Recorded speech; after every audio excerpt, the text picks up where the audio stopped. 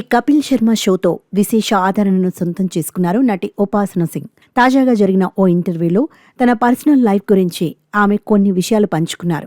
సినిమాల్లోకి అడుగుపెట్టిన సమయంలో తాను ఎన్నో సవాళ్లను ఎదుర్కొన్నానన్నారు.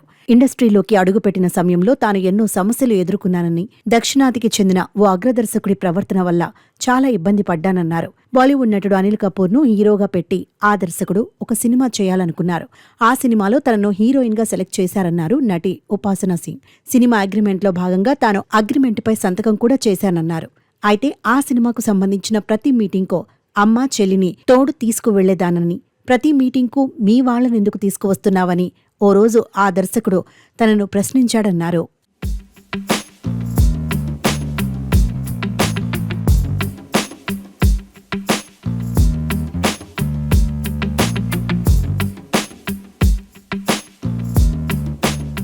అయితే ఓసారి రాత్రి 11:30కు ఫోన్ చేసి స్టోరీ సిట్టింగ్ కోసం హోటల్కు రమ్మని, తనను డైరెక్టర్ అడిగాడని, తన వద్ద కారు లేదని, రేపు ఉదయం ఆఫీస్కు వచ్చి కథ వింటానని బదులిచ్చానన్నారు.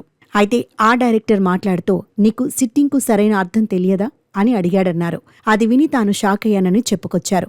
ఆ తర్వాతి రోజు వెంటనే మార్నింగ్ ఆఫీస్కు వెళ్లి అక్కడ ఉన్న వాళ్లందరి ముందు ఆయన్ని విమర్శించి బయటకు వచ్చేశానన్నారు.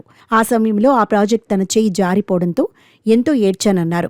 అనిల్ కపూర్తో సినిమా చేస్తున్నానని అందరికీ చెప్పానని, అది క్యాన్సిల్ అవ్వడంతో వారం పాటు బయటకు రాలేదన్నారు. కానీ ఆ 7 రోజులే లైఫ్లో తనను స్ట్రాంగ్గా మార్చాయని, అమ్మ తనకెంతో సపోర్ట్ చేసిందన్నారు. నిజానికి మైనే ప్యార్ కియాలో హీరోయిన్గా మొదట తననే ఎంచుకున్నారని, కానీ సల్మాన్ ఖాన్ కంటే ఎత్తుగా ఉండటం వల్ల తనను ఆ ప్రాజెక్ట్ నుంచి తొలగించారన్నారు నటి ఉపాసన సింగ్.